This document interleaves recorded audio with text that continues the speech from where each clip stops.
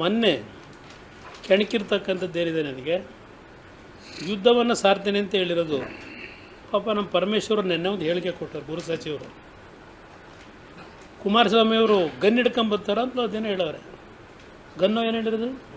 ಹಾಂ, ಬಂದೂಕ. ನಾವು ಬಂದೂಕದ ಬ್ಯಾಕ್ಗ್ರೌಂಡಲ್ಲಿ ಬಂದವರಲ್ಲ. ನಮ್ಮ ಸಂಸ್ಕೃತಿ ಗಾಂಧಿ ತತ್ವದ ಆಧಾರ, ಅದಕ್ಕಿಂತ ಹೆಚ್ಚಾಗಿ ಕುವೆಂಪು ಅವರ ಸರ್ವ ಜನಾಂಗದ ಶಾಂತಿಯ ತೋಟ, ಆ ಸಂಸ್ಕೃತಿಯಿಂದ ಬಂದಿರತಕ್ಕಂಥವ್ರು ನಾವು ಬಂದೂಕ ಹಿಡ್ಕೊಂಡು ಹೋರಾಟ ಮಾಡೋಕ್ಕೆ ಬರೋರಲ್ಲ. ಬಂದೂಕದಲ್ಲಿರ್ತಕ್ಕಂಥ ಶಕ್ತಿಗಿಂತ ಈ ದಾಖಲೆಗಳಿದೆಯಲ್ಲ, ಅದರ ಮುಂದೆ ಈ ಬಂದೂಕಗಳು ವರ್ಕೌಟ್ ಆಗಲ್ಲ. ಅದನ್ನು ಗೃಹ ಸಚಿವರಿಗೆ ಹೇಳಲಿಕ್ಕೆ ಬಯಸ್ತೀನಿ, ನಿಮ್ಮ ಯೋಗ್ಯತೆಗೆ. ವಿಧಾನಸಭೆಯ ಕಲಾಪದಲ್ಲಿ ಒಬ್ಬ ಮಂತ್ರಿ ಏನೇನು ಪದ ಬಳಕೆ ಮಾಡಿದ್ರು, 2 ದಿನದಲ್ಲಿ ಮಾಹಿತಿ ಕೊಡ್ತೀನಿ. ಕರ್ನಾಟಕ ರಾಜ್ಯ ಅದೆಂಥದ್ದು C D factory, C D ಮತ್ತು ಇನ್ನೊಂದು ಪೆನ್ ಡ್ರೈವ್ ತಯಾರು ಮಾಡ್ತಕ್ಕಂಥ ಫ್ಯಾಕ್ಟ್ರಿ ಆಗಿದೆ.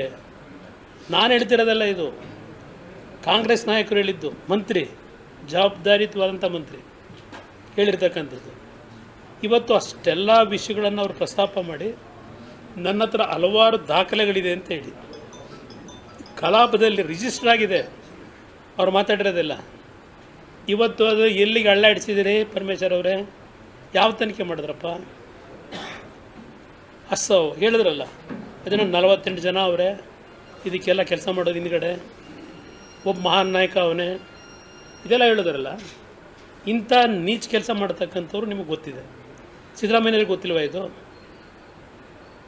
ಯಾರ ಮನೆ ರೈಡ್ ಮಾಡಿಸಿದ್ರು ಸಿದ್ದರಾಮಯ್ಯವರು? ಅಲ್ಲಿ ಏನೇನು ಸಿಕ್ತು ಅದನ್ನು ಇಟ್ಕೊಂಡೆ ತಾನೆ ಇವ್ರು ಮಾತಾಡಿದ್ದು ವಿಧಾನಸಭೆಯಲ್ಲಿ. ಯಾತಕ್ಕೆ ಸುಪಾರಿ ಕೊಟ್ಟರು? ಈಗ ಅವ್ರ ಮಗ ಹೇಳ್ತಾ ಇದ್ದಾರಲ್ಲ, ಯಾವ ಕಾರಣಕ್ಕೆ ಸುಪಾರಿ ಕೊಟ್ಟು ಸುಮ್ಮನೆ ಕೊಡ್ತಾರೆ ಸುಪಾರಿನ? ಅದ್ರ ಹಿನ್ನೆಲೆ ಏನಿದೆ? ಸತ್ಯ ಹೊರಗೆ ತರ್ತೀರಾ? ಯಾರು ನಿಮ್ಮ ಗೃಹ ಸಚಿವ? ಗೃಹ ಸಚಿವರು ಅವರು ಯಾವುದೋ ಪ್ರಕರಣ ಶುರುವಾಯ್ತಿದ್ದಕ್ಕೆ ಉಸಿರೇ ಬಿಟ್ಬಿಟ್ರು, ಮಾತುಕತೆನೇ ಇಲ್ಲ, ಸೈಲೆಂಟ್ ಆಗೋದ್ರು. ಯಾವುದೋ ಚಿನ್ನ ವ್ಯಾಪಾರಗಳದು ಆ ವಿಷಯ ಬರ್ತಿದ್ದಂಗೆ ಇಂಥವರು ನನ್ನ ಬಗ್ಗೆ ಲಘುವಾಗಿ ಮಾತಾಡೋದು.